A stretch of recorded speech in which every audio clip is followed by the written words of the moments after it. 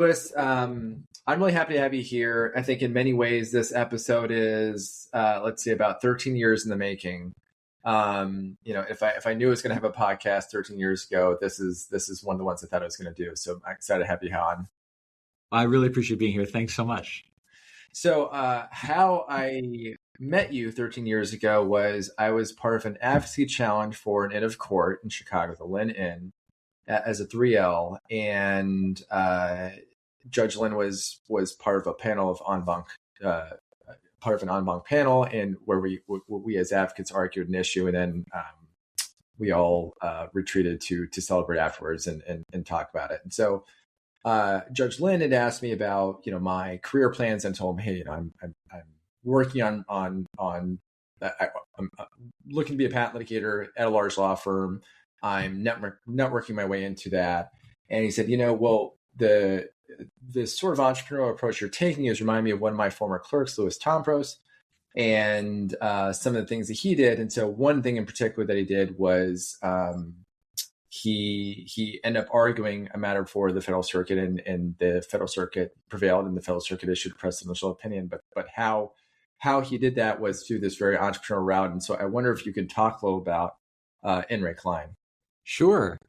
So this was before I was a partner. I was a counsel here at WilmerHale, and very interested in Federal Circuit cases. I'd gotten a chance to do a lot of Federal Circuit briefing and second chair some of those, and I'd obviously clerked there. And I started following the Federal Circuit docket. At the time, you could sort of see case filings as they hit using various tools, and I was just kind of mostly curious to see what was going on. And then it occurred to me that there were a number of cases that were getting filed pro se by inventors or by small companies where there was essentially a single person that could bring the case. And the Federal Circuit has a policy that every case where there's representation, where there's a lawyer, automatically gets oral argument. And I thought, I wonder if any of these have issues that are interesting enough where I could get an oral argument out of going in to represent, just on a pro bono basis, one of these inventors or individuals. And I just kind of kept track of it. And it probably took, 4 or 5, maybe 6 months of just, reading the opening briefs that folks would file in these cases pro se, until I found this one by this guy, Arnold Klein, who was an individual inventor. He had this hummingbird related business. He basically, out of his backyard, was making these hummingbird nectar mixers, and he had been denied his patent on this. He worked with an attorney to try to get a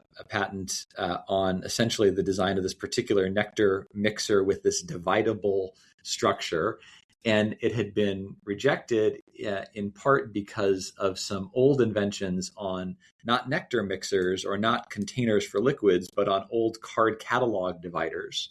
And this was pretty soon after the Federal Circuit had decided the cases that followed the Supreme Court's decision in KSR on obviousness. And one of the big open questions was whether this old Federal Circuit doctrine called the analogous art doctrine still applied after the Supreme Court's KSR decision. And I was reading what just the opening brief that Mr. Klein had filed, and it occurred to me that he had a pretty good argument that if the analogous art doctrine were still the law, then the Patent Office made a huge mistake in rejecting his application. And so I just called him, and we chatted for a bit, and he was really interested in having me help with the case. He was willing to hand this over to this young lawyer who hadn't argued one of these before, but seemed to know what he was talking about and didn't have the money to pay for, WilmerHale rates.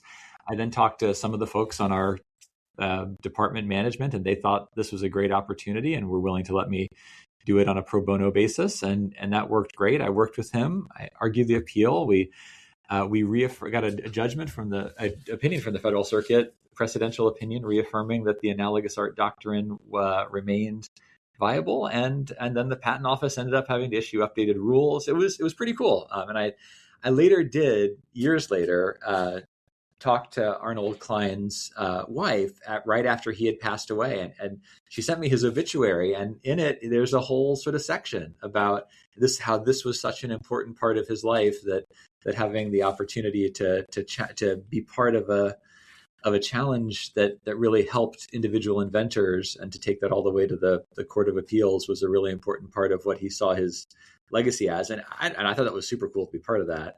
It was also just a great opportunity for me to get an argument opportunity early in my career. What I was so struck with that approach is that, Louis, and this is something that was a takeaway when we had our conversation all those years ago, was, I mean, you gone to Harvard Law, you had clerked at the Federal Circuit, you were counsel at, one of the strongest firms in patent litigation. And I think any number of the lawyers in those circumstances, I know this because these are people that I know and talk to regularly, would have just waited for an opportunity. And something I hear a lot from people of that seniority that you're at is, oh, well, the partners are the ones who argue things in court, and I haven't had that opportunity yet. That's a phrase I hear a lot from people of a certain vintage. And so I'm so struck with someone of your credentials. I think just you could say, hey, you know what, everything's worked for me so far. Like, I'm clearly good at this. I'm good at this system. And this system, Wilmer, has tons of patent trials. I'm going to get my day in court to advocate, to practice all these skills. So you could have let the work come to you, but you chose to go to the work. And I think that's really remarkable. I'd like to hear you talk a little more about where that drive came from. Have you observed that in others? Because it seems to me to be rare. And I will point to your credentials and background. Like it seems to be particularly rare among that demographic. Yeah, it may be a little bit of a personality thing, but I definitely have always looked for interesting opportunities, and I'm just attracted, perhaps naturally, to new and interesting things. Maybe I get bored too easily. Maybe I don't sort of like the safe path. And you're right. Look, I went to the Harvard Law School and have the great privilege of working at a fantastic and very prestigious firm. And I think, to me, that has, I don't know. To me, I feel incredibly lucky and incredibly privileged to have that. But I think it's always seemed to me like that there's this, when things kind of present themselves, when there's sort of an opportunity to go after, I do kind of feel like it's often worth a shot to go after those kinds of things. So I don't know. The drive for me comes a little bit out of always being interested in the next new thing, and always looking for ways to kind of challenge myself and do something different and new. And I think, I don't know, I think if there is a through line to my career, if it's possible to find one, there's a little bit of that. I do like, I like to get good at things, and then I very quickly like to find the next interesting thing to get good at. I like that challenge, and I like to continue to learn. So that's probably the biggest motivation. I did not, when I took the Klein case and when I've done other things in my career, I didn't sort of do them with an end goal in mind of, oh, I'm going to argue a federal circuit appeal and therefore this thing is going to happen. It was really, I think I can do this. You said it correctly that most firms, including mine, it's mostly partners arguing those appeals. Now, there are some great times to try to make opportunities for more junior people, but it's rare. So if I wanted to do this, I was going to have to try to find a way to get it myself. It looked interesting. It looked fun. I wanted to do it. And so I did it. And I think that it's a little bit of motivation by way of being continually interested in learning and doing new stuff. And on that note, I'd also like you to share your adventures in patent prosecution. Yeah. So I am not a patent prosecutor. Hilariously, I am right now in the process of coaching a team of my students in the National Patent Drafting competition. Every time I meet with them, I have to remind them, like, I am not a patent prosecutor. This is not what I do. I am not a member of the patent bar. I've read a lot of patents. I've read a lot of patent prosecution, and I teach patent law. But I'm going to give you my advice, but this is not my day job. I did, however, at one point decide that I wanted to understand it and try it. So as you mentioned, I clerked for Judge Linn at the Federal Circuit, and I actually went to go clerk after being at the firm for roughly 4 years. So I had been kind of doing this law firm life practice, working very hard, working sort of long hours, doing all these incredibly interesting work, but at sort of a law firm pace. And then I went to go clerk for Judge Linn, and the work was incredibly interesting. But candidly, I went from law firm pace to appellate court pace, and it was different. It was slower. It was more deliberate. We had a lot of time to think about things. And as a result, I had probably more free time than I was used to. And things just kind of fill the time. And so my wife and I had just had our second child when I was clerking, and he was a baby, and we were in this tiny little apartment in DC.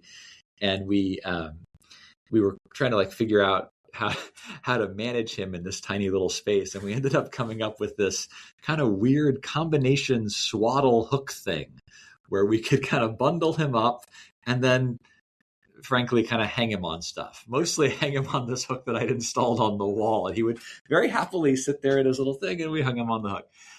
And it was probably not the smartest or safest thing to be doing with the baby, but it was interesting. And then I decided, I've never prosecuted a patent. I wonder if I could do it and figure out how this works and kind of go through it to understand it better. And now we've got this invention of this baby hanging from the wall invention.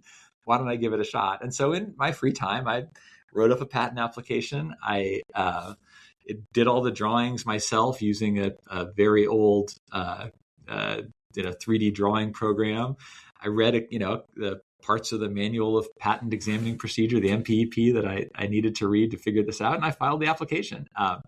It was ultimately unsuccessful. The examiner issued a 4-reference combination obviousness rejection, which I still think was wrong. But it would have, I think, cost me something like $500 to appeal it to the board, and I was not going to pay at that point to try to keep on going. But it was a really interesting experience, and it was a really kind of fun use of time. Hilariously, many years later, I learned that someone had been writing a book about failed inventions and had searched through various patent application publications and had found my invention. So my wife's and my invention. And so there is actually in this book it's called something like, inventions that could have changed the world, but didn't. There's a hilarious description of my baby hanger with one of my terrible Google SketchUp drawings there. So it I guess has made it to the patent wall of shame as far as that goes. But it was fun. It was I'm glad I did it. I definitely learned a bit about what that process is like. You do not want to hire me as a patent prosecutor. Do not have me try to prosecute your patents. It would be a bad idea, but at least I know a little bit about it now. Yeah. And so again, I think, I observe this theme of taking manageable risks. These aren't completely open-ended risks, but these manageable risks for learning, and not necessarily for, like you're saying, some objective gain, some definable payoff. I think they'll be interesting to start talking about how you think about risk, because I think that's definitely, you've been early to a number of spaces in the course of your careers. And so I'd be interested in talking about how you think about the projects you take on, because the context is, I think, I'm starting to see in the podcast and talking to successful lawyers who are often litigators, and a number of them patent litigators, is there's, I think, this distinction or relation between strategy and opportunism. So, it's something that, you and I have talked a little bit about. And so, of course, there's a relationship between the two. So strategy involves a little opportunism. Opportunism involves a little bit of strategy. But I think learning about how you've chosen some of these creative projects and what others can what others can learn from your progress. I mean, so there's things like the Pepe Frog, copyright litigation, and something I was struck with that when I saw that you did that was not just the subject matter's relevance. It's just here's this like interesting way that IP plays into some larger conversations. But it was also early in it was copyright litigation, and even just a handful of years ago, copyright litigation was obviously just a small fraction of what it is now, thanks to all the AI disputes. And so, but that also, I'm guessing, gave you a foothold in space that would have seemed completely. I would be surprised, Lauren, if that was something that you had in mind prospectively, or anyone could really have, would be reasonable to forecast. So I'd like to learn some more about this. Maybe it's opportunism. Yeah. How you select these projects, how you come to them, and what others can learn about. How can others be a little more opportunistic and just kind of pursue interesting things like that? Yeah, I think you're right that I think if I had to sort of think about, do I have an overall career strategy, it fundamentally is one that is opportunistic, that I see things that look interesting, and maybe I just have a good instinct for this, but for me, it's the things that I latch onto when they kind of appear in the periphery of what I'm doing are things that both look interesting and fun to me, and I can envision a potential upside if it goes well, a potential longer term upside. And I think that, so you mentioned the Pepe the Frog work that I did and continuing to do for Matt Fury. Out of the blue, an email came into a listserv that we had of someone that knew this cartoonist's wife who was interested in trying to figure out if anybody could do copyright litigation against Alex Jones and the alt-right because they had appropriated his cartoon frog, right? That was this kind of and to me, of course, that seemed interesting. And I knew enough about copyright litigation on sort of the periphery of the patent work that I'd been doing, and I'd done some other smaller related copyright and trademark cases at the time, that I thought this looks really interesting. And I would never say that I could have predicted that copyright litigation was going to take off and technical copyright litigation in the AI space was going to be so important. Of course I didn't. But I did have the sense or the instinct that expanding my own practice and expanding our firm's footprint in this space, in the copyright space more generally, particularly with something that had the potential of being high profile, such that if it went well, it could be valuable. I certainly had an instinct that was a potential payoff. The main motivation, honestly, was that it was interesting and it seemed like the right thing to do. But I had certainly in the back of my mind this idea that expanding into those kinds of spaces is the kind of thing that could have great long-term benefits. And so I did indeed represent Matt in a whole series of litigations, most famously the one against Alex Jones's InfoWars for misappropriating his cartoon character, Pepe the Frog. It was a great case. We had a big summary judgment win that then led to the other side ultimately caving and paying Matt everything and stopping this use, which was great. There was a movie made about it, which was super cool. I got to go to Sundance, which is not something I'd ever thought I would get to do. And it was really interesting. And it did, I think, position me and position a lot of the folks at our firm really well when copyright litigation in the technology space really took off. And I've had the great fortune of being able to be involved in a lot of that work where all of the technical competence and the litigation skills that I developed over many, many years of patent litigation, plus the copyright knowledge that really took off with that seizing on that one opportunity about a cartoon frog, combining that really happened to be happened to work incredibly well in this era of AI copyright litigation. So I think if you sort of draw something from it, I do think my primary motivation for taking on new things is because I think they're going to be interesting and worthwhile. But I do think I do keep in mind, is there a potential for, if this goes well, for it to have some greater benefit for me, for my firm, for my colleagues, for society at large? That definitely is there as an additional motivation and filter as I'm looking at opportunities as they kind of present themselves. So in thinking about how to use your time and resources, why isn't you could just say, hey, I will look for really interesting opportunities in patent law. Like, you could have this approach of, hey, I'm going to have a core competency and expertise and focus on that, laser focus on that, and just be the absolute best in the space and look for every opportunity to be the very, very best in the space. And so you could be, let's say, going with Denver and Klein, like, hey, that was an opportunity in the patent space to build your skill set. So you could just say, hey, like, that's all I'm doing. It's just looking for every option to build my skill set in the patent space. What was it about, apart from the raw interest you had in the topic, was there some other theory you had about the, or inclination or idea about the benefit of core wheelhouse plus something slightly adjacent? It's interesting. It's hard for me to say that I had a particular instinct that was going to matter.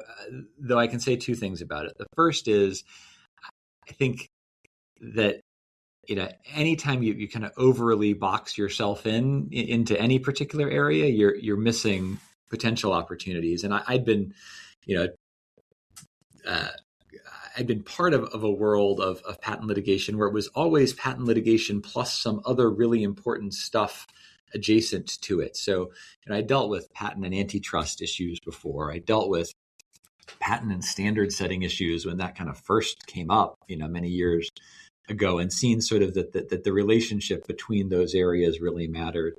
I'd seen this interesting world of design patents in a couple of cases, and that kind of how that intersects with trade and the rest of it. So I'd always been somewhat appreciative of the idea that, that you can't be sort of like laser focused in completely because so many of the cases are going to involve these adjacent issues. And the second thing I would say is I have become a firm believer that an understanding of related areas benefits both your core competency and the related areas. And so I often think I do a mix of patent trial work and patent appeals work. And I have colleagues and friends at here and at other places that are laser focused on just one. I'm just a patent trial lawyer, or I'm just a patent appellate lawyer. And I get it. I understand the focus.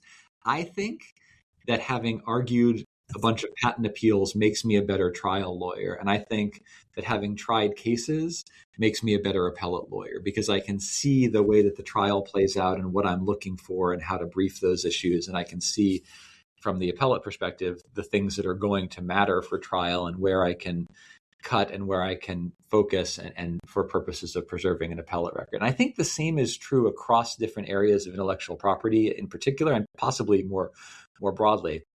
And I did, just in the past few years, have a very significant case at the federal circuit on a complicated patent damages issue. And the way that I saw the other side, we were representing the defendant, and the other side had a very aggressive damages view around the reasonable royalty statute. And I could see that the way that they were arguing it was fundamentally arguing a disgorgement of profits type argument. Now, I had done enough copyright law to know that fundamentally is a copyright remedy that is specific and called out in the statute in the copyright space, and very much not called out in the patent space. And I was able then to articulate a theory, both at the district court and then as part of the appeal, that this, what essentially they're seeking, is a different kind and nature of remedy. It is a kind and nature of remedy that is known, and it is known in this other area of law and called out in a very specific way. And I think but for having done a fair amount of copyright work, it wouldn't have occurred to me to make the argument that way. So, and that's just one example, but I do see that those each, becoming laser focused has its advantages for sure. The danger of laser focused is that it can lead to you having blinders where you're not seeing something very helpful in some adjacent area. So certainly I teach patent law. I focus, I think, on patent law, but I also think of myself as a copyright litigator for sure. I think of myself as a trademark litigator for sure. And that generalism does help me in both areas, the ability to translate from one to the other. That's very interesting. And so can you be more specific about the relationship between your trial work and appellate work and how one helps you get better at the other? Yeah. I mean, I think, trials are crazy, right? For folks that have been through, especially patent trials, so many patent trials are compressed. They end up in many jurisdictions being 5 days on a firm time clock. When I teach my patent trial class, the students have to do it in 2 days on an even more firm time clock. So you're always making decisions and you're always having to make determinations on the fly that have consequences. The way that I like to think about trials is that they are fundamentally a simultaneous presentation to three audiences. You're talking using the same words, the same slides, the same witnesses, the same questions. You're talking at the same time to the judge and the jury and the Court of Appeals. And it's that last piece, that Court of Appeals piece, that can really easily get forgotten in the moment, right? When you're in the fight, in the thick of it, fighting something out, if you don't have really good instincts for what you are going to need to make sure gets done to preserve the appellate issues you need to preserve, you will make mistakes at trial. If you don't know what's never going to matter on appeal, you can burn time at trial in a way that's not materially advancing your theme or winning the hearts and minds of the jury and that the judge could care less about. But you don't know that you're never going to appeal that issue, right? You can end up wasting time. You can end up really mucking up your trial presentation for no reason. So I think that the more experience that you have with appeals and appellate strategy, the better choices you can make at trial day to day. Honestly, I think that's something that kind of carries through all aspects of litigation. And that's one of the biggest piece of advice that I give to junior lawyers is you have to do your best to at least get in the room to see things all the way from the beginning to the end of a case as soon as you possibly can, because it's very hard to write a set of document requests until you have engaged in a meet and confer about document requests and understand what the fights are going to be. It's very hard to engage in that meet and confer and know what matters until you've used those documents in depositions. It's very hard to take a deposition until you've seen the deposition used at trial, and it's very hard to make trial strategic decisions until you've gone all the way through a verdict and then seen whether it holds up on appeal. So if you can see the through lines, it does make you better at certainly all of the earlier decisions. And I think it does help give you context for some of the later ones as well. And then maybe I missed it, but the symmetry is like, what is it about that improves about your arguments before the federal circuit with a mastery of how things play out at the trial court?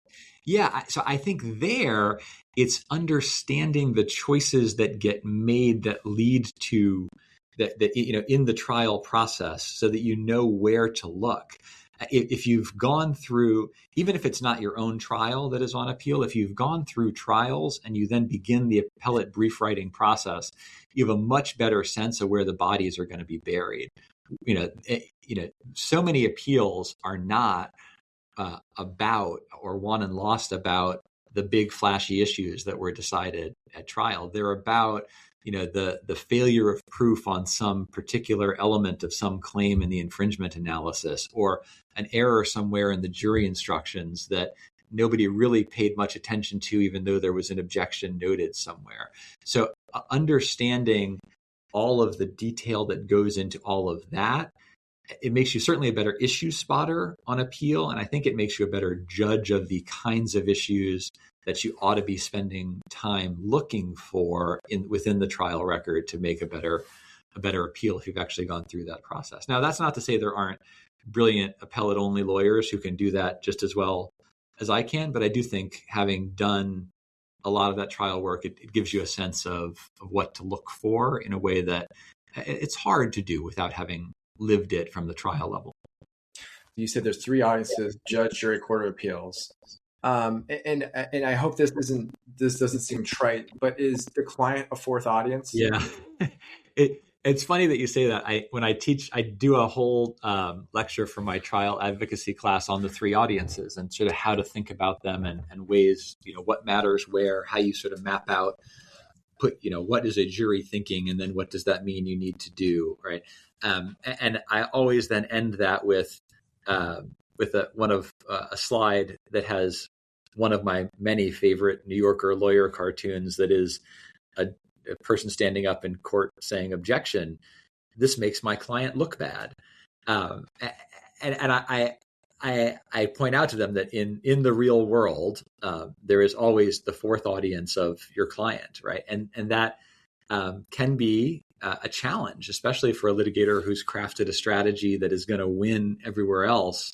And then you realize actually what your client cares most about is keeping this piece of financial information confidential, or actually what your client cares most about is this aspect and not that aspect. And you can win the case and still lose. And that's something that you do have to absolutely keep in mind the whole time. And it can be an extra challenge, and one that is I don't know, it's another ball to juggle in the course of this trial work. I think, if it were up to me in sort of a pure world, you would have sort of like, and I could sort of pick, I would get to dictate my client's strategy, and it would be the thing that's going to win this case. But of course, we know that's not the way the real world works. And it's not about winning the case. It's ultimately about what's best for the client. And that does often lead to conflicts and challenges and having to juggle and pull back on arguments you'd love to make, or make arguments that are not as good, not because the judge or the jury or the court of appeal, but because they really matter to your client. And maybe we can come back to that client management dimension later. But what I want to pick up on is, so you explained in two different contexts, the importance of context for, with your understanding of patent doctrine, then copyright doctrine, one was able to inform the other, beneficially. And then trial appeal, these are mutually informative. It's interesting in hearing you talk about, your work in Ray Klein, your patent prosecution adventures, and then the Pepe or Frog. And something I was noticing is that you are on the plaintiff side for these, right? And so Wilmer is very much a defense-oriented firm. And so I wonder if you can talk about the relationship between plaintiff and defense work. 'Cause my first reaction was, well, Louis, you seem to have all these instincts as a plaintiff's lawyer. Another interesting theme from this podcast I have seen has been the value of diversification for senior talent. So I interviewed Kalpana Srinivasan, co-managing partner at Sussman, well known for being outstanding, largely plaintiff side lawyers. And so Kalpana is very well known for her plaintiff's work in patent, and then also antitrust. And so the question I asked her is that, well, look, you've done just about everything that you could do, in this way as a patent litigator. What comes next for you? How much bigger could your cases get? And she said, hey, the real adventure for me now is being able to do both plaintiffs and defense work, right? And so that's really when it's universal. Then later, I in the conversation, I asked her, what's a firm you admire, expecting a very skillful redirect to Sussman, but. She mentioned Houston Hennigan. Say, they get lots of trial work and do both plaintiffs and defense work very, very well. So I expect the answer is, just as you're saying, relationships between trial appeal, there could be a relationship between plaintiffs and defense work, but I wonder how you think about that. I think you've correctly predicted what I would say about this, which I do think that there are advantages to doing both. And it is funny. You're right. Wilmer certainly has the reputation, as in the patent space in particular, as representing a lot of defendants, although it's a little bit more nuanced than that, in that we tend to, in the technology space, represent companies that are doing stuff, that are not practicing entities or universities, companies that are making, which tend to be defendants in the technology space. In the pharmaceutical space, we tend to represent branded pharmaceuticals, which actually do tend to be plaintiffs or declaratory judgment patent owners. So quasi plaintiffs. So it is funny because I agree with you. I probably have represented more defendants or been on the defendant side of the V materially more over my career than on the plaintiffs side. That said, I was laughing because a few years ago I won the Plaintiff's Trailblazer Award from one of an organization that was sort of handing this out for a couple of plaintiffs' cases that I did. So I don't think of myself really as a plaintiff side or defendant side lawyer. You do have to orient yourself a little bit differently. And when I'm representing a company that is going to sue a competitor or otherwise, I often talk with the team about there are different degrees of focus and things that you have to do differently. And certainly when I teach this, I talk with folks about the things that plaintiffs who are going to make a good case that's actually going to stand up have to do to make it work. But I actually think that just like there's a lot to learn from trial and appeals, there's a lot to learn from being on both sides of the V. In front of a jury, the jury dynamics and the ability to tell a story and to paint yourself as the party that is fundamentally the one that the jury wants to root for, the good guy or the innovator or the person doing the right thing.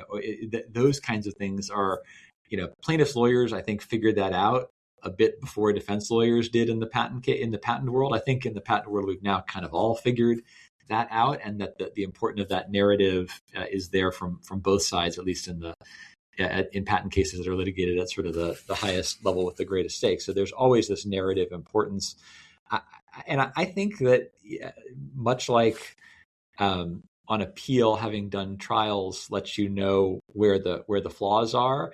Having done cases from the plaintiff side, I think I have a better sense of mistakes that plaintiffs can make when I'm representing a defendant, and vice versa. So I think it is very similar, that there's an ability to learn and to apply those skills on both sides. And I survey my trial advocacy students every year because I divide them into plaintiffs and defendants teams, and I survey them to make sure that I'm getting a balance of technical skills and litigation skills for these law students, litigation experiences for these law students as I'm dividing the teams up. And I always ask them, all things being equal, would you rather be a plaintiff or a defendant in a patent case? And it's fascinating year over year, the way that this changes. I've had years where everybody wanted to be the plaintiff, and then I've had years where everybody wanted to be the defendant. I think that there are really interesting aspects to both, and really interesting skills that you get to bring to bear on both sides. And I wouldn't have it any other way. I like doing a mix. I think so. When it comes to patent and copyright works, I'm just thinking of the buckets of context. So, there's not some obviously different, say, risk profile or posture for the kinds of clients you're working with in one of these doctrines. When it comes to trial versus appeal, there's things like, kind of one of the key things you're looking on the appellate side is standard review, and kind of looking for favorable standards of review, depending on what your posture is, of course, whether you're trying to overturn a trial court decision or not.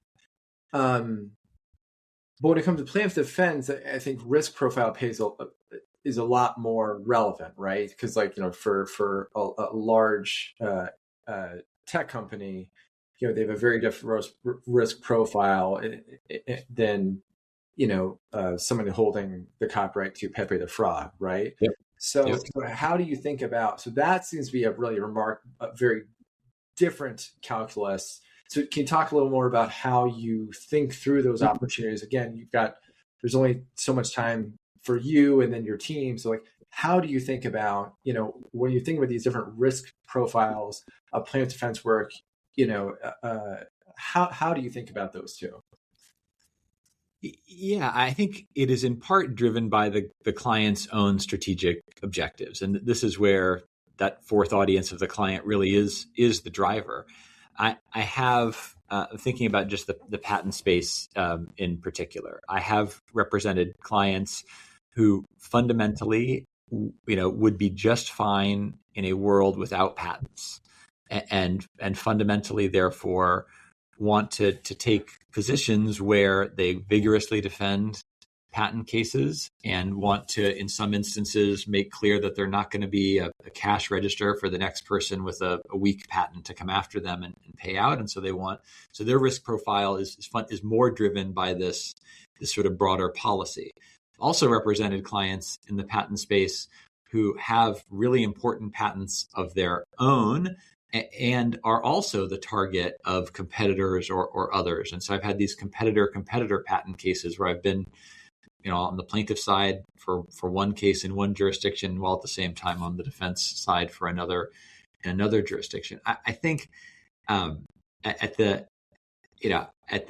end of the day, the risk profile of different law firms is a little different there. We don't tend to do contingency style plaintiffs work at WilmerHale. We certainly have all kinds of interesting alternative fees and things that we're willing to offer folks, but we're not in the world of representing class action plaintiffs or doing sort of big contingency focused litigation. So for us, it's much more about what the client's strategic objectives are, and what makes most then tactical sense to use litigation, particularly intellectual property litigation, in a way that's going to advance that.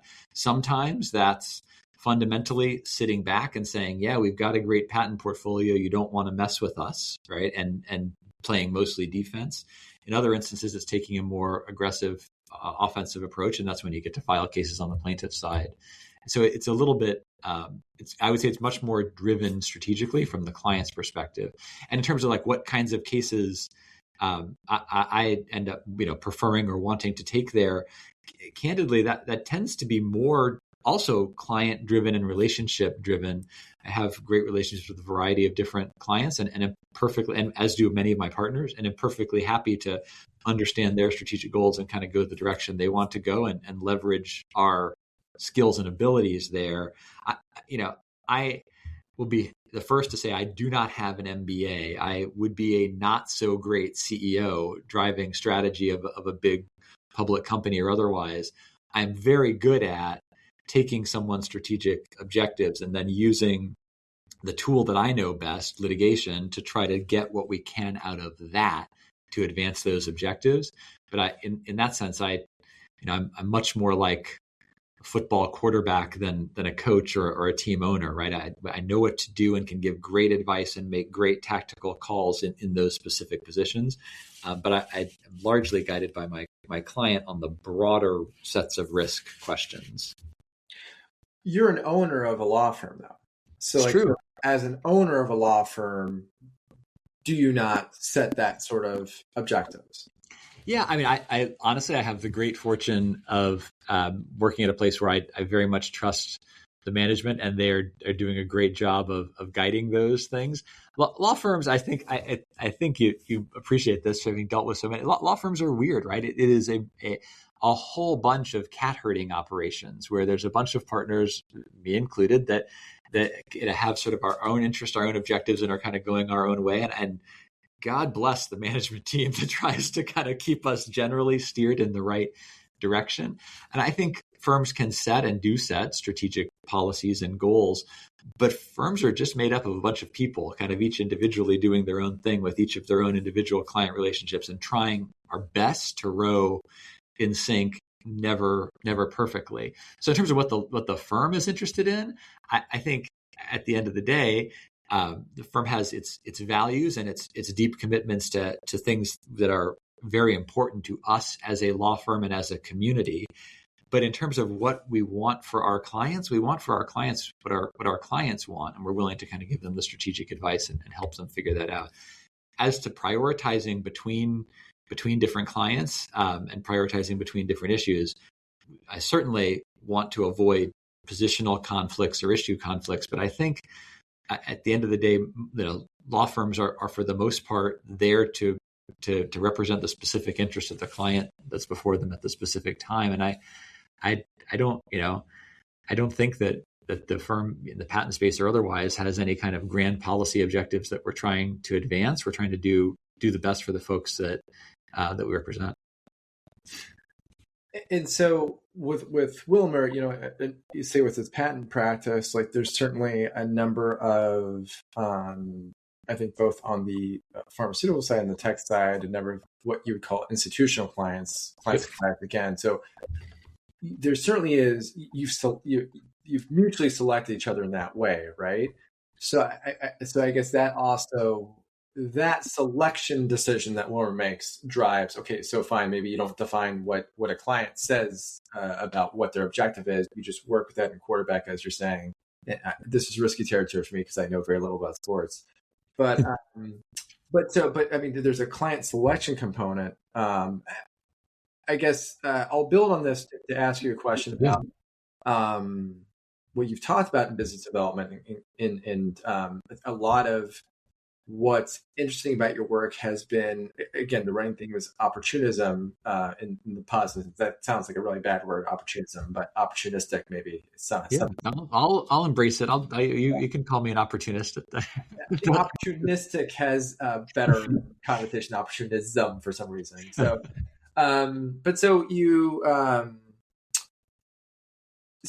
there's in developing these clients, there's been a practice that you say that you learned from your colleague and mentor Bill Lee of gift giving. Yeah. And so I'm curious to hear a little more. I'm really be fascinated to learn to hear some more about that technique you use, which again I think follows that earlier principle we talked about of just doing interesting things. That's the impression I have, is that that just flows from less of a, hey, my goal is to cultivate these kinds of clientele, but more, hey, these are people in my ecosystem and things I can do to help them. But I'd like to hear some more about the kinds of things you do for gift giving, and then how you make decisions around the kinds of matters you can take on, like how that evolves into this set of potential matters you can take on, clients you can work with. How do you navigate that space once that starts to form? Like, what are the criteria you're applying from that? But maybe we can start with the technique, sure, because it seems very powerful. Yeah, I mean, look,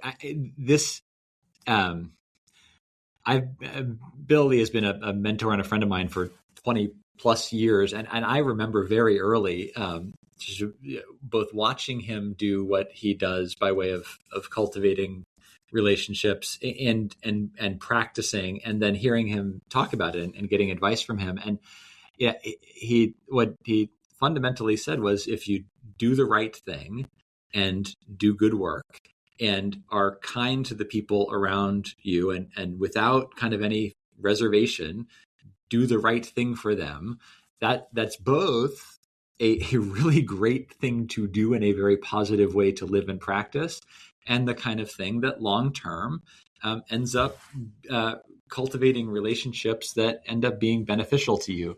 It is an incredibly, incredibly long-term play. And it was very hard for me at the beginning of my career to hear that, how do you develop a practice? How do you build clients? Well, you do good work, you do the right thing, and then you wait a really long time.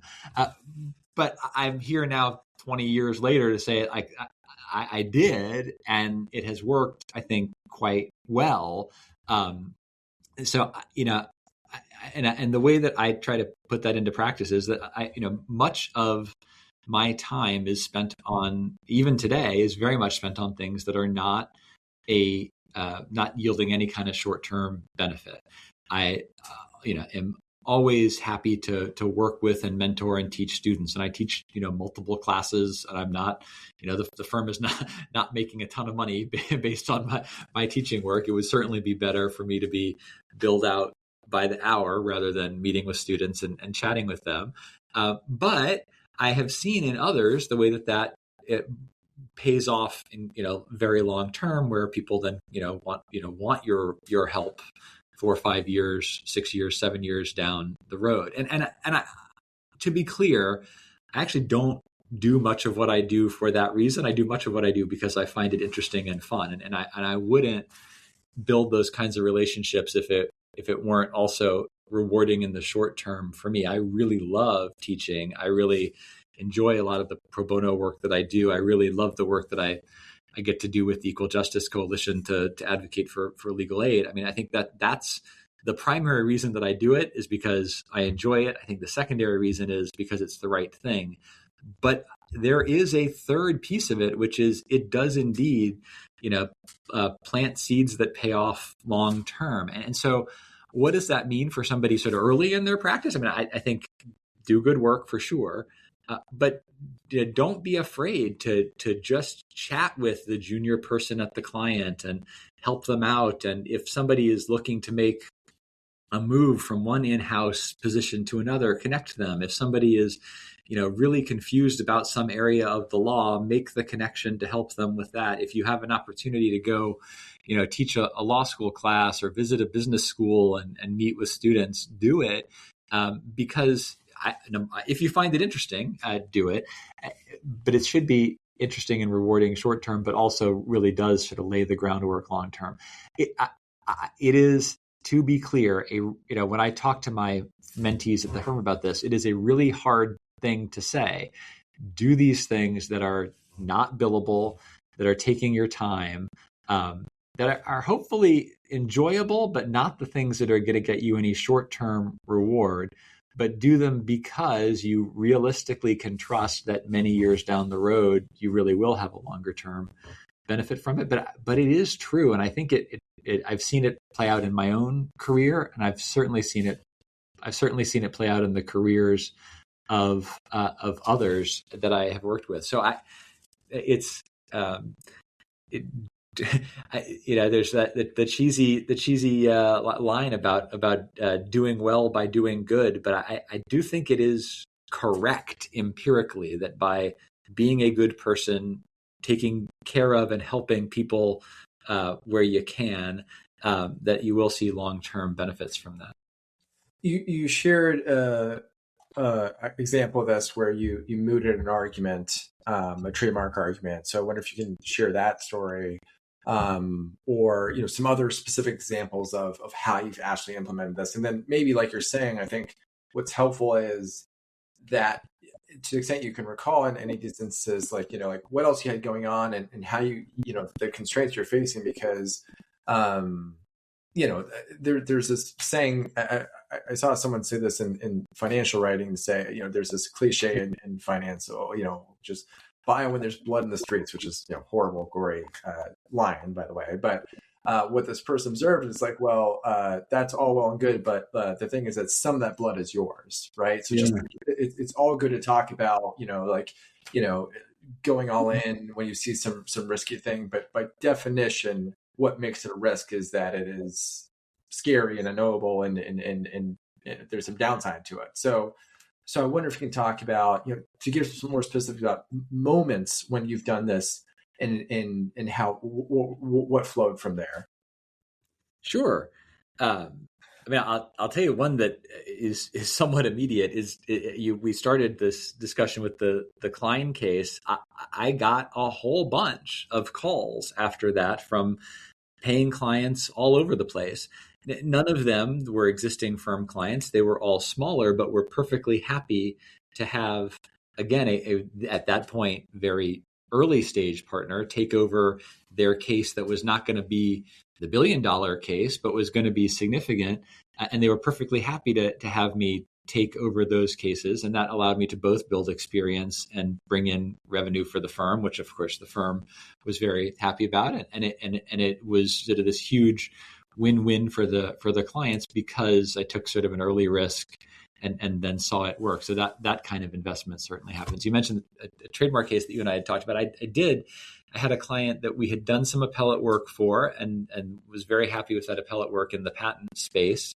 And they had a trademark trial that was coming up, and they just asked. They said that, it was very last minute and they didn't have a ton of budget for it, but could we come in and do the other side of this trademark mock trial? And they said, unfortunately, our finance folks had given us just this tiny amount. It was going to be kind of, not a loss for the firm, but we weren't going to make any money off of this. So as a very junior partner, I brought a second-year associate in, and she and I went and played the other side of this. And did it sort of mostly as a favor to this client to kind of build the relationship. They were super impressed with what we did. And then a few months later, when the case started to go downhill, they called us and said, can you take over the whole thing? And so then we had this whole trial. Now, it was a challenging trial, but it was one that I think, had we not been willing to go do this basically as a favor, as sort of a low cost favor to a client that we knew and trusted, that there's no way that we would have then been handed this incredibly valuable piece of business. And I would be remiss if I didn't say we then pulled it off and won the trial. And it was a great win for the client. They were super happy with us. And so it turned out to be financially beneficial as well. But it was essentially, a week or so plus of my own time to, with the thing that I knew was not going to be particularly financially beneficial, and had no promise, right? No guarantee of anything else coming from it. I think those are, it takes a little bit, like everything, a little bit of practice and instinct to see which ones of those things have the potential to pay off. But those are the kinds of risks that if you do enough of them, they do indeed pay off longer term. How can you start to attract more of those? Like, how do you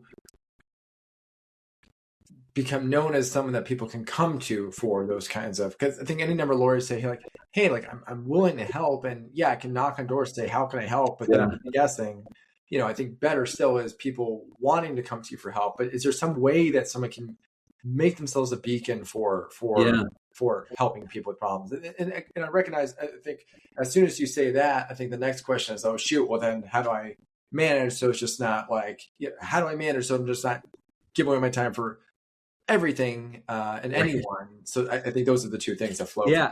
I mean, it's, on the last part of that, it's always going to be a balance, right? It's always going to be a balance between how, and it's a little bit like riding a bike, right? You kind of have to overcorrect and then overcorrect and then overcorrect, and then eventually you'll find the right middle path. But I would say there are two basic avenues that I've used for that. The one is one that I think anybody can and should use, which is just fundamentally all about relationships. That is, in every piece of work that you're doing, in every sort of outside activity, any board that you're on, or any bar committee that you're on, or any school relationship that you have with former classmates and stuff, just maintain those relationships. Make sure that people understand generally what you do and can trust you and can call you, and that you're willing to pick up the phone and or respond to an email or respond to a text and talk with them. So just sort of a pure human relationship maintenance thing, including, very importantly for folks reasonably early in their career, with all of those, deputy assistant general counsel in charge of X that at a client that you're the person interfacing with, maintaining those relationships, checking in with those people, and genuinely caring about what they're doing is sort of route number one. And then the second that I have that comes with time is fundamentally reputational. And so, I have tried to, in my career where I've had successes, make sure that I do what I can to make those successes known. So being willing to talk to clients about the ability to then talk to the media about, wins that you've had, being willing to engage in interviews. And, I talk to folks, about, I've had a whole bunch of interviews with sort of like the tech press and the legal press about what is AI going to do to the industry and those kinds of things. Just sort of, if you're willing to say yes to those kinds of things, it does increase your broader public profile. And the combination of a lot of people knowing that you do good work, are a trustworthy person, and who respect you from years of relationships, coupled with a bit of broader publicity where you find opportunities to get it, I think then leads to those calls coming in. And then you're right. Then you have to exercise some judgment about what you're willing to take on and what you're not. But honestly, I think for most folks, and certainly for me, that feels like a good problem to have. And I wish I could represent everybody that wants me to represent them. And you do have to do a little bit of picking and choosing. But then that's an okay spot to be in. You mentioned, some of these efforts, that you've been taking, these longer term projects. They start to take a payoff. Do you have some back of the envelope time frame that people should expect? Okay, if you're doing these kinds of things based on what you've observed, maybe in yourself, maybe in others, is there a reasonable timeline to expect? So I feel like that could be helpful for people. Could be misguided, but I wonder if you find it to be a helpful way to communicate how to think about this to make it a little more tangible for people. Yeah, I don't know that there's certainly not any kind of a linear timeline that you can expect. I think for me, I have seen, relationships that I built, at the very beginning of my career, take, years and years and years, certainly, 8, 9, 10 years to really kind of to result in anything immediate and tangible. I've also seen situations where we've had something that has worked really well. A client's been really happy. I've talked with the client about it. And then, there's some random press piece about it. And then literally the next week, I get a call from someone saying, can you do something like this? Here's my problem. And can you refer me to somebody? And I refer them to the client where things went really, really well. So I don't think it's linear. I think in terms of time frame, I hate to say it, I wouldn't worry about it because I think if you worry about exactly when the thing is going to pay off, it ends up making you make choices you probably don't want to make. It's a much better move to. I would first focus on. Are you interested in doing this thing? Are you actually genuinely interested in this person, in this idea, in this interview, in this publication, whatever? Right. That's sort of step number one. And then number two, is it the right thing to be doing at the time? And only then, sort of after that, you can think about whether and how it's going to pay off. I wish I had a better answer than just trust me, it's going to be okay, because I know that is not what somebody really needs to hear when they're worried about these things. I don't have a better answer than that. It just is a matter of planting seeds and you hope for the best. I can say it. All I can say is that from my own experience, from many mentors' experience, from many colleagues' experience, it really does work. How much time in a given week or month are you spending on what you think of as long-term projects, and how much are you hitting the ratio that you want? So it's in semesters when I'm teaching, I think of kind of all of that as very much a long-term project, right? So there, I am probably over investing in long-term work, because quite honestly, it takes a fair amount of work to prepare and teach, a class, 2 days a week, every week and then in other instances, it's probably a lot less. So I think I am. I am quite sure that I have if you sort of track my marketing and such hours, I probably have a much higher hourly count than average, and certainly than a lot of other folks do. But I think it's the right balance for me in terms of how much. I mean, I would say when I'm teaching, I probably end up spending, 15 to 20% of my time in a given week dealing with that. I think when I'm not, it's probably closer to 10% or so on sort of longer range things. look, there are court deadlines. Litigation is tricky. When I'm in trial, it's basically zero longer range anything. I'm literally hoping to make it through the next day. So it certainly varies, but I think that's probably the ballpark. So it seems to me that we were talking about earlier these practices that inform each other: trial, appeal, patent, copyright, plaintiff defense. Now let's talk about, I think, teaching and practicing, because it seems to me that there's a mutual connection between those two. So can you've already shared about what's motivating you about teaching, but can you share some more about the relationship between teaching? Yeah, for sure. It is funny. So I got into teaching through practice. That is, the first class that I taught, and it's been almost 10 years ago or so now, is one that I still teach, and it's called Patent Trial Advocacy. And it came about because the ABA had put into place this rule about requiring, for law school accreditation, requiring a certain number of hours of either clinical or simulation work. And Harvard had a lot of great clinics, but didn't really have anything technology or science focused. And so they asked me whether I could come up with something that would meet this simulation requirement in the patent space. And I said, that's kind of what I do as a job. So yes, of course I can do that. And so put it together. So the practice part was like a necessary component of that. And every year, my students are most excited about the idea, and I think this is a little bit self-selective, but they're most excited about the idea that they're learning from somebody who does this for real, and I can bring practical things that I have seen and done into that class. As I said, about a year and a half ago, I also started teaching doctrinal patent law, substantive patent law, and that has been fascinating. It's funny.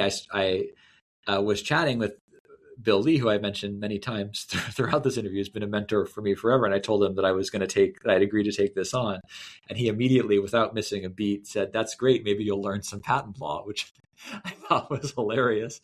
But he was in some ways very right, that digging back into this from the student perspective and reading the cases that I knew and that I'd used, but then sort of digging back into it from the perspective of, let's go back down to the base level and build back up and make sure I understand exactly doctrinally where this came from, so that I can help my students. I think it has absolutely influenced my own practice. I argued an appeal in January, and there were a whole bunch of moments where I was thinking, I had actually, this tangential line down which this judge wants to go is exactly an area that I had focused on in my class, and so I was sort of fresh with it in a way, and had thought about it in this sort of broader way. And I think that, to me, actually has been, if I took what has teaching done for my practice, apart from the relationships and such that I build with students, the single thing that it's done for my own mentality in my practice is that to teach something to students who don't know anything about anything and haven't been at a law firm and been told this is the way you write a discovery request, or this is how you ask a deposition question, to try to teach that to them, you have to first back up and understand, like, oh boy, I better go read Rule 30 again to make sure I understand what the rules for the deposition are, that then dictate why it is we ask the questions this way. And that depth of understanding, I think, has really helped me be a bit more creative in my own practice, having kind of gone back to the baseline level and know, there are some things in my practice that I've been doing just because I was taught that way and just because I've been doing it that way for so long. Going back to understand where those things come from, give me a little bit of sense of where there is some slack and where I can be a bit more creative in my own litigation practice. So I think there's a bunch of interconnections where it's helped. So if the question is, does teaching make me a better practitioner? The answer is absolutely. Does being a practitioner make me a better teacher? You got to leave it up to the students. But so far results I feel like are pretty good. So I'm glad that they get at least a little bit of that balance. So I can wrap my head around diving into the doctrinal history of some substantive issue in patent law. I can understand how powerful that is, particularly for an issue on appeal, to understand how this should come out. But can you say some more about? I'm really interested in diving into the rules of civil procedure and the insights you gained there, because again, I feel like most people are like, hey, like I've got a sense of it because like you say, there's conventions and we all kind of do these things of how we, how much time we take for depositions and these various different aspects. So what is it you learned from diving into those rules that informed how you practice? Yeah, I mean, it's a little bit. So it's a little bit of just going back to the baseline, right? So in depositions, different folks have different practices about whether you say, I object to the form of the question, or I object leading, or how much you can kind of get away with. Well, why, right? Why would you do it one way versus the other? And if you go back and read the actual rule, there's a portion of the rules of civil procedure that say objections must be stated in a concise and non-argumentative. There's some adjective. I believe it's non-argumentative manner. So that's sort of that's the constraint. And then there may be local rules in place that affect that. But if you hadn't gone back and sort of read the rule and understood sort of that baseline, now you're in a deposition with somebody and they're, doing some BS coaching of their witness, right? It's one thing to say, hey, stop coaching the witness. It's another to say, Rule 30 makes clear your objections have to be non-argumentative. And the next sentence says that I can seek sanctions if you don't. And that creates sort of this ability to know where the lines are, right? I'm trying to think if there are other good examples. Another one, students always ask me all the time, well, why don't we, you've got the depositions in the class set up so that the plaintiff is deposing the defendant's CEO and the defendant is deposing the plaintiff's inventor.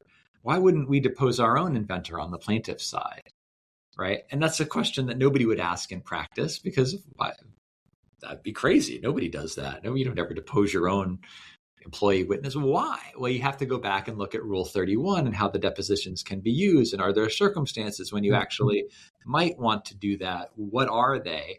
What limitations can you place on somebody else when they're trying to use their deposition in that way? Why do you ask a leading question in a deposition? Well, it's because the rules of evidence, generally speaking, apply. The rules of evidence do not prohibit leading questions on cross-examination. This isn't technically cross-examination, but it is an examination of an adverse witness. So you then look to the rule of evidence that allows leading questions for that, and now you understand why. Then when you're doing a redirect, it allows you to do things like object for leading. So it's those little pieces of, I watched many depositions before I took one. And I've taken many depositions and sort of have a routine and a system and sort of a practice that I use. Teaching, I think, forced me to go back and make sure that I understood exactly where all of that came from. And that does both give you a little bit more confidence and authority in doing the things the way that you want to do them, but it also, where there are differences in the practice of folks that you have seen do depositions or something else in a different way, gives you a little bit of a better feel for why and why that might matter. I do the same thing for trial. We go through sort of trial practice, how to do a direct, and we start again with what are the rules. Go through the same thing with cross-examinations, rules for openings and closing. So I think that sort of forcing myself to go back to square one really has given me, at minimum, a greater degree of confidence in what I was doing. But I think actually more importantly, a little bit of a sense for, I learned it this way from someone and I'm copying the way that this one lawyer did depositions that I saw or did examinations that I saw. Here's the part of that that's mandatory. Here's the part of that where I can innovate and change if I want to. Yeah, and as you're saying that, I was thinking, I've been using this word context for these different paired worlds that you've been writing and gaining mutually from being part of these two worlds. But I think it's as much about testing assumptions. And so I wonder if, elsewhere in your practice, does the phrase testing assumptions resonate? Oh, it does. It does.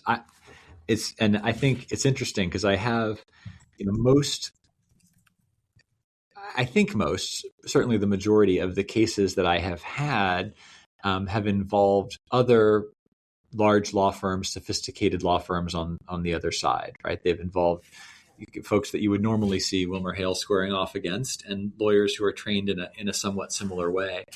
It's interesting because some of my most interesting experiences in litigation events have been where the other side is not that, where it's a solo practitioner, and I've had a few of those, right, that comes in to represent a plaintiff in something, or where it's somebody that just isn't normally a patent lawyer and has come in to do this from an interesting arbitration where the other side hired their essentially real estate and drug advocacy lawyer to deal with this copyright arbitration, and seeing folks coming into this that don't have that kind of same level of background noise and assumptions and such that the patent practicing world or the IP practicing world more broadly has, watching them do things and then object to things that I do and needing to be able to figure out why it is that I do it this way and what's the basis for that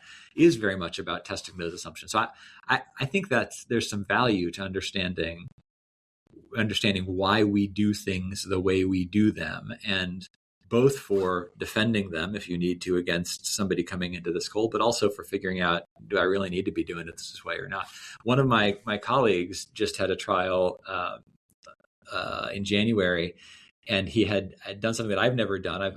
I've thought about, but I've never done, which is that on the defendant side, deferred the opening, right? And what was one of, so I don't know if you know that you can do this. You don't have to do an opening statement immediately at the opening of under the federal rules of your own case. You can defer the opening until the beginning of the defense case.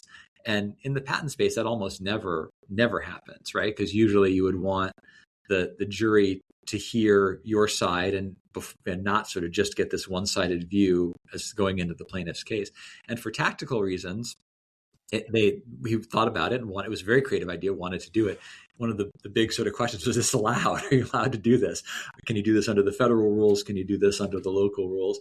Ultimately concluded that he could, and it turned out to be a very effective tactic. But it's the kind of thing that you only sort of think about if you go back and know what the rules are and aren't operating on this background noise of assumptions.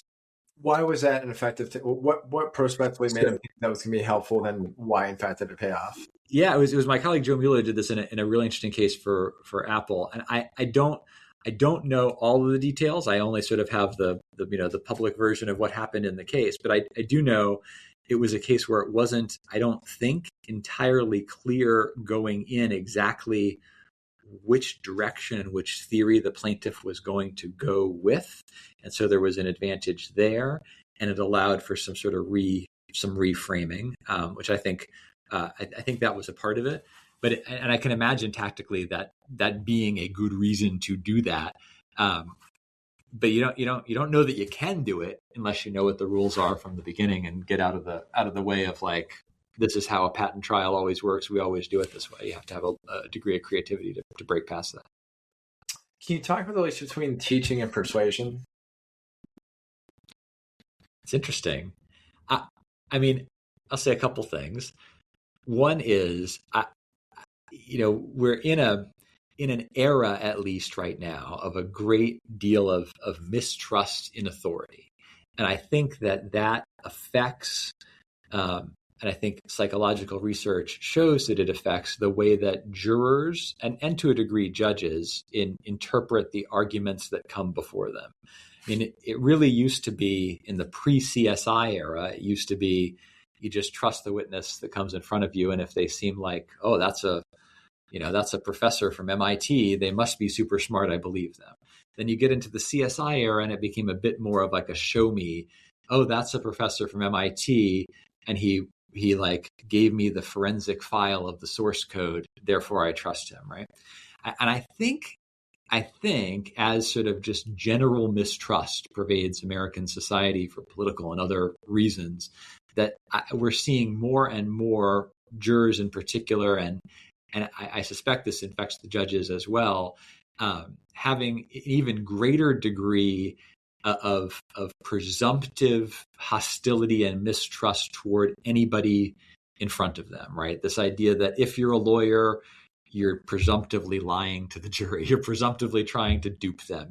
And if you're a witness and you're testifying and you work for a company, you're presumptively trying to just serve your company's best interest. You're everything you say has to be taken with a grain of salt. I can't trust a word you say. All of that, and there has to be a way to cut through that. I think that at least one good avenue to cutting through that is a teaching approach to persuasion, or a teaching approach to conveying information. So when I have expert witnesses in patent cases, I think having the correct technical expertise is important, but not anywhere close to sufficient.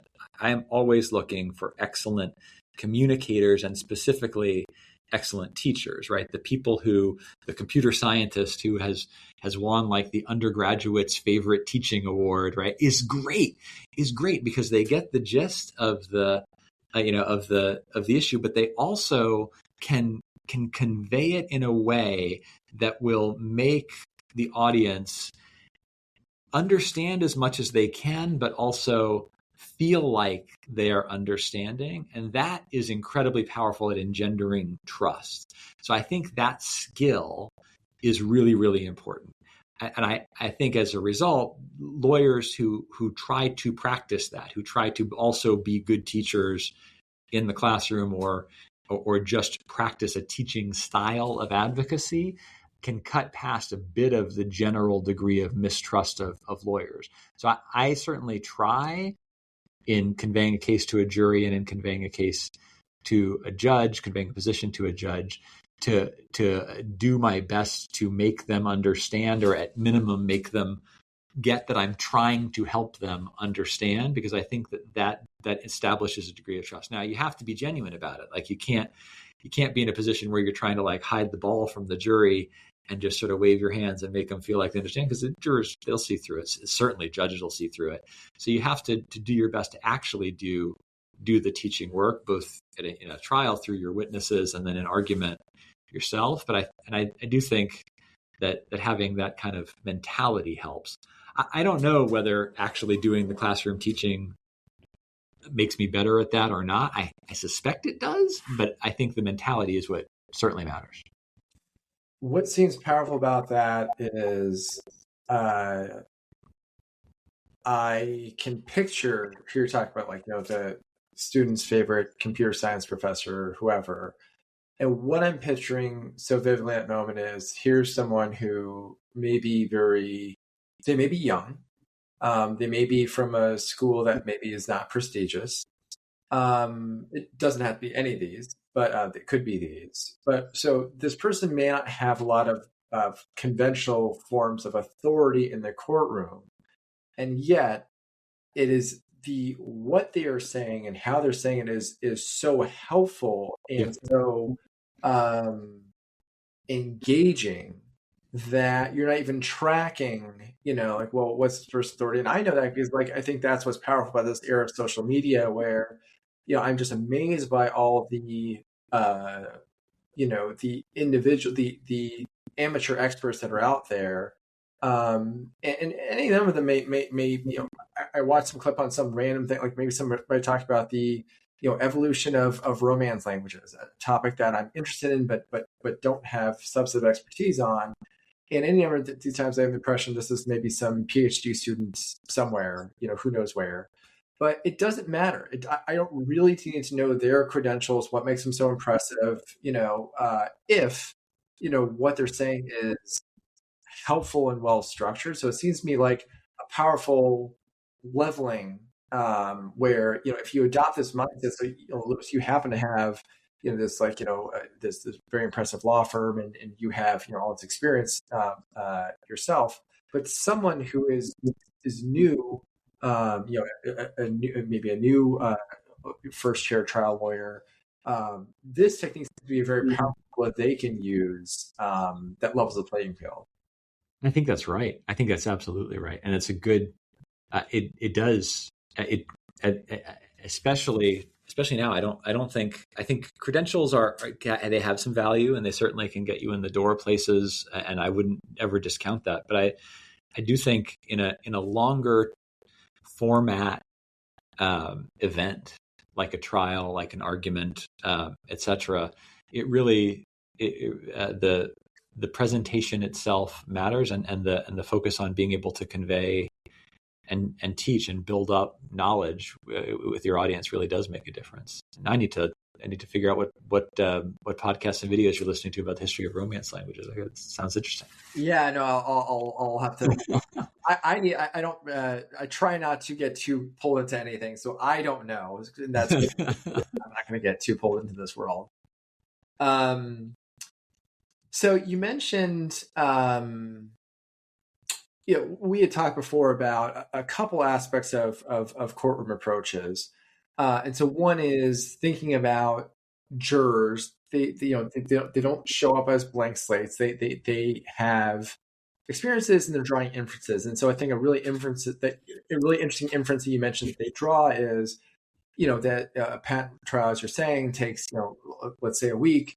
So you're asking jurors to take a week off away from their work and family, and hopefully not too much family, but so it's what they infer from that, from your experience, is that this must be important. You don't just ask someone to take a week off of your life for some other thing unless it's really important.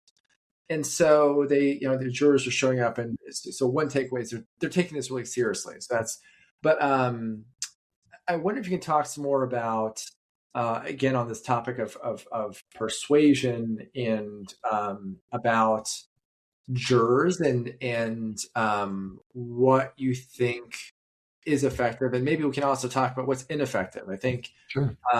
You also reference some ineffective defense strategies in patent juror trials. I think talking about, or maybe plaintiffs as well, but it sounds like defense could be more experience that you're bringing. But yeah, I wonder if you can talk about those two aspects. Yeah. No, so I think that's the way that I think about jurors or any of the audiences for trials. You first sort of have to understand, try to put yourself in the position of this decision maker. What are they bringing with them, and what are they being asked to do? So when you sort of think about a juror, right, in a patent case in particular, a juror number one is going to be unfamiliar with the legal system at large. They're coming in and there's a bench and the flags and the seal and the guy up on the thing with the robe. It's a lot, right? Jurors are going to be overwhelmed by that generally. They're going to be certainly almost always completely unfamiliar with patent law. And patent law is no joke. It is doctrinally hard, as folks that have tried to figure it out know. And they're incredibly unlikely to have any familiarity with the baseline technology in any patent case. So they're coming in to an unfamiliar, intimidating situation, feeling like they don't understand what's going on, they don't understand the legal issues, and they don't understand the technical issues. And then you pair that with the fact that there is a general sense of mistrust of lawyers. They know, the one thing they do know is that lawyers get paid by their clients. So everything that you say and everything that opposing counsel says is just what you're being paid to say. And now you're asking them to make a decision. You're asking them either to, in the case of the plaintiff, usually say they deserve a whole bunch of money, or in the case of the defendant, in the juror's mind, say you're getting off scot-free for something that you might have done. And that is a big ask psychologically of a juror. So then how do you approach that? Well, let me say one more thing about what they're doing and seeing. The jurors are seeing everything that happens, right? They're judging the witnesses. They're seeing the witnesses live. They're seeing the lawyers. They're judging the witnesses. They're judging the lawyers live. So a few kind of consequences flow from that. With their general degree of intimidation and their lack of presumptive lack of understanding of patent law and understanding of the technology, they're going to feel intimidated by the decision that you're asking them to make. They're going to feel like, generally speaking, they're not qualified to do this. That's very much where the teaching aspect of this comes in. So if you go in and you just tell a juror, you have to decide this way, that's not effective. What you need to do is instead empower them to make them feel like they understand enough about the legal issues and enough about the technical issues that they can make the decision and hopefully your way. So that means you need to have your experts do great teaching. You need to do your own best to try to, in a simple way as you can, explain the legal issues so that they get it coming from you and your side and begin to trust you as a lawyer teacher. And then they feel empowered. And then when you go to argue to them, don't tell them you should do this. Instead, show them what they're being asked to decide and show them what supports your position on that, and invite them to take the move to do it. So you're not sort of telling, you're instead teaching, and you're empowering them. And then one more piece of this that goes along with the overall vibes of the courtroom is that jurors coming into this in an intimidating situation where they don't trust the lawyers, there's literally only one person that the jurors can universally trust, and it's the judge. So the jurors very much will be looking to the judge for the cues that the judge is not supposed to give about the judge's bias during the course of the trial. What that means is that it's incumbent upon you on your side to marry the judge. That's sort of the expression I love to use. If you can be in a position where to the jury, it seems like you and the judge on one side and the other side, right? The judge will do the judge's level best not to show any kind of bias. But to the extent that you can create the impression that the judge is with you, that's incredibly powerful for the jurors. So what does that mean? It certainly means that you don't want to be making a whole bunch of objections to preserve your record that just get overruled. That makes you look like you're trying to hide something and the judge is with the other side.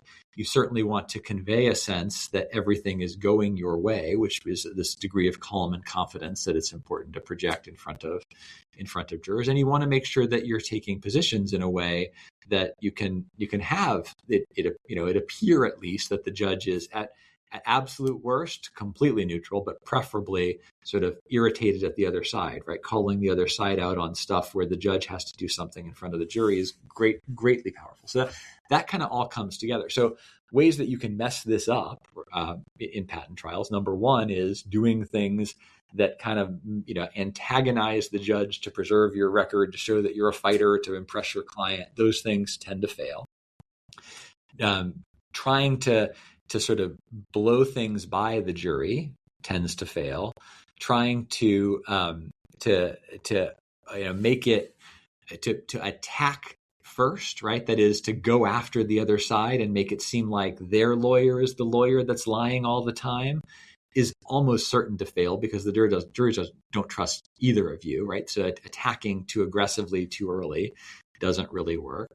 And I think in general, just trying to tell the jury that they have to do something or what they must do, tends not to work. And so that it's a little bit of honestly emotional intelligence plus a bit of understanding. And I've worked with a lot of jury consultants over the years and understanding sort of the psychology of this as well, that really does lead you to try to put yourself in that position. And then you can make broader choices that are more effective in front of juries. You talked about this concept of teaching plus helping people exercise agency. And I really like that. And I think that's such a running theme that I've taken away from my career. Like just my earliest, from our earliest conversation, my impression about you is that you were very high agency. And so I wonder if, you maybe for a final question we can pose is for a newly minted partner. You're someone who I think another takeaway I have is that you seem to be, like me, a relentless optimist, and you're excited about things. And there's always the next frontier. There's always something that you're building towards. And I think, we discussed, this profession draws or cultivates a certain amount of cynicism. In some ways, that's rewarded. And so I wonder if you can talk about, maybe it's the cliche talk to yourself when you're a newly minted income partner. Maybe that's one lens if you find that helpful. Or alternatively, just a new, junior partner who's excited. This person's like, okay, I'm in the seat now, excited about, the trajectory of this practice. I've certainly talked to any number of old hands in patent litigation who have plenty. It's all going downhill now, and here come the trolls and all. Just all these different things that are just okay. like what's happened at the PTO with IPRs. There's always something to lament, depending on the side you're on, whatever. So for someone who, if you want to cultivate some optimism and agency in someone who already is exercising that, what would you tell someone about what are the greatest opportunities that you see right now? And maybe, honestly, this could be just as well framed for a peer who's like, yeah, they're learning from you about, how you do work, and they're interested in how you do business development. There's any number of people that can learn from you, I think, different aspects. And I'm just curious, I think what I see that you can speak to is opportunities. I think you are an opportunity spotter. And so what are the greatest opportunities in the coming year or two that you are excited about, not just in patent law, but a lot more broadly? So it's interesting. I tell folks all the time that I think I have one of the most fun jobs in the world, because I've always been curious about how things work, right? I am basically given unlimited resources to try to understand how something works in the context of a complicated legal scenario. And then after I understand it, I then get to teach a judge and a jury all about it. I think that's just so fun, right? It is the opportunity to learn, followed by the opportunity to perform. Man, this is basically my dream job, and has been for a long time. So you're right. I'm definitely an optimist, and definitely feel like there's always going to be something really interesting coming along. As far as what that looks like, I think the patent world, like any other world of the law, is sort of always in flux. One of the cool things about intellectual property law is that it is trying to apply these legal structures that are, by definition, older than the technology that is happening right now, to the technology that is happening right now, and then trying to anticipate the impact of that on the technology that'll happen in the future. The whole point of the patent law, it's in the Constitution, is to promote the progress of science and the useful arts, right? So the idea is we're trying to take these necessarily antiquated structures and apply them to new technologies. I would say there are a ton of opportunities for that I see coming short term and long term. So it is impossible to talk to anyone anywhere about anything without talking about artificial intelligence right now, right? But I do think we're at a stage right now where most of the AI litigation is copyright focused. I've been involved in some of that, and it will be copyright focused for a bit longer.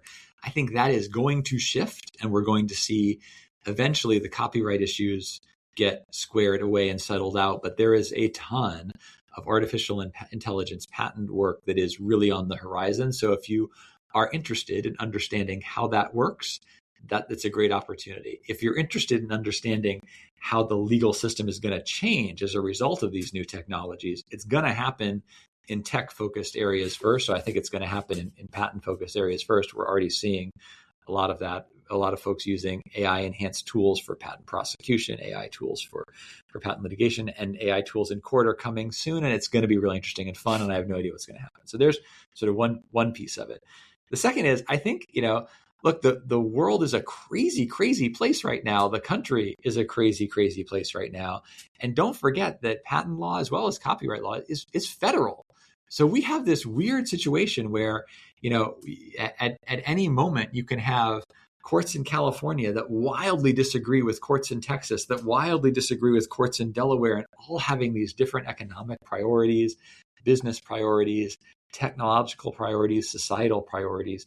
That's only going to come to the surface more and more as those priorities diverge and change. And one of the great things about patent cases generally that I've found is that the policy issues they always rise to the surface. It is the rare patent case that is just about the very boring, does this piece of software actually use element 3 of claim 12? You do that. But at the same time, you're talking about, how is this going to make driverless cars more efficient? Or how is this going to let us, explore deep space? And those things, I think that if you the excitement that I draw is really more about the excitement about the future of technology and getting to be a part of that and a piece of that. And as for sort of my advice for a newly minted partner or anybody sort of in that stage, I mean,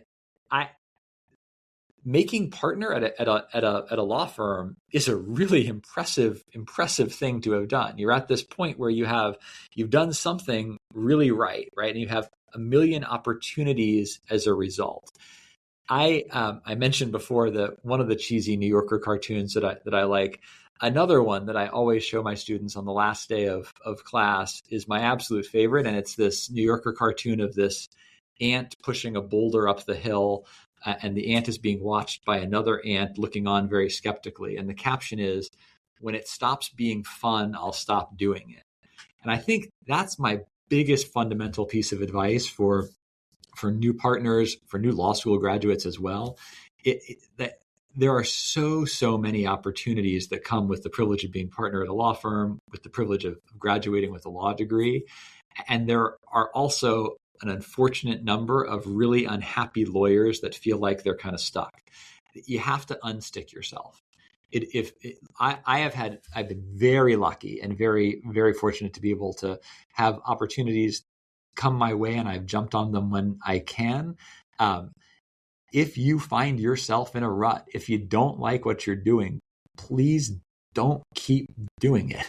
Right? If it stops being fun, look for the next thing, because there's always going to be a next thing. And that's one of the great, you do have to take some risks.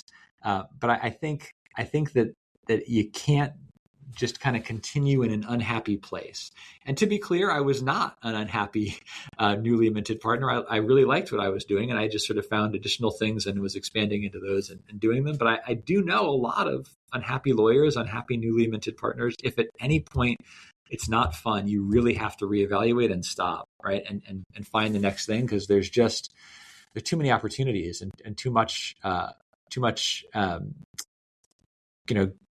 many great things you can do with this privilege that it'd be a real shame to waste it if you're not enjoying what you're doing. That sounds like pretty powerful advice, Louis. Sounds like pretty helpful advice. There's many more questions I can ask you, and there's a lot. All what you just said. There's two questions at least that come to mind, but I know we have to end at some point. But hopefully they'll be around too. We'll see. Call me back anytime. This has been really great. It's been really fun to chat with you.